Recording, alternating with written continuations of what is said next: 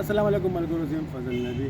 ملګرو دی وخت مونږ د نوخار په پریس کلب کې موجود یو چې نن کوم د نوخار صحافي زمونږ ستر مشر چې کوم جنرال سیکریټري نوخار پریس کلب جنرال سیکریټري شاهنشاه چې کوم اصل نن کوم ناخوشګواره واقعیا د غشي د پیښه شوې ده، نو په هغې باندې د ټول خیبر پښتونخوا صحافیان چې کوم صحافیان تنظیمونه چې کوم ډېر تشویش اظهار کړی دی او هر ځای کې د هغې مذمت کړی دی. نو دې وخت کې موږ سره موجود دی همدغې چاته چې دا واقع شوې ده هغه نه موږ دې حق له باندې تپوس کوو چې دا څنګه دا واقع شوې. شاهنشاه دا موږ ته ووایي دا څنګه چل شوی دي. ډېره مهرباني فضل نبي صاحب، تاسو اوس راغلئ دستګ ته.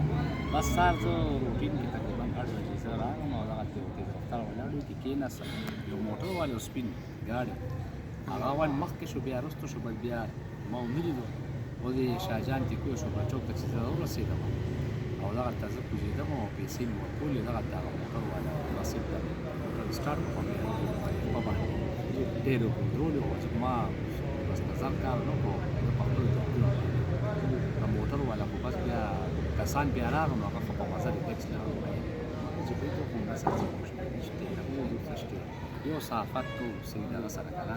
نو بس که داسې بیا خو صحافت هم ډېر مشکل شي. او دا څو کسان دي موټر کې؟ څو کسان دي موټر کې؟ یو کس و نه کې چې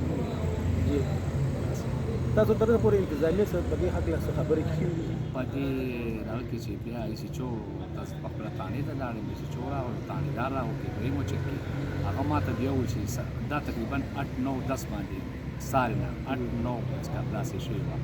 نو ایسیچو کیمرې وې چې ما ته زه به تا ته اوس دغه درکړم ریزلټ بیا چې په غرمه شوه نو بیا موږ سلام وشو ورسره ریزلټ رانغلو نو بیا حافظ صاحب ته ما خبر ولګول، بیا ډي پي او صاحب رابطه وکړه، هغه هم مشکور و. هغوی ما ته ویل انشاءالله به دا معلومات وکړو تاسې داسې وکړو بشپړ. او دې نه مخکې تاسو دمکې نه څه میلاو شوي په دې هکله باندې تاسو صحافت په زندګي کې داسې څه هغه شوي دي؟ یاره مخکې داسې چېرته شوي دي، خو دا چېرته مخکې شوي خو ډېرو وخت شو او اوس خو داسې چېرته شوي دي. دا اچانک غورځم ایریان دی چې دوی داسې کړي نه دي یو صحافت بالکل. تاسو دا واورئ د شهنشاه چې نن کوم ناخوشګوار واقع شوي هغه خپل ارتداد بیان کړو. چې ملګرو د خیبر پښتونخوا کې د صحافت کول اسان کار نه دی او شهنشاه زموږ هغه ملګری دی چې همیشه د چې کوم د حق اواز اوچت کړی دی او د مظلوم چې کوم دی د ورسره مرسته کړې ده او په خپل سوشل میډیا باندې د نوشره باندې نور په خپل صحافتي دغه باندې د همیشه د خلکو اواز اوچت کړی دی. نو یقینا موږ دا ټول چې کوم دی دا واقع چې کوم شي موږ د دې مذمت کوو او انتظامیه ته دا خواست کوو چې زه تاسو داسې د ملزمان گرفتار شي او صحافیان له چې کوم تحفظ ورکړي. ډېره مهرباني.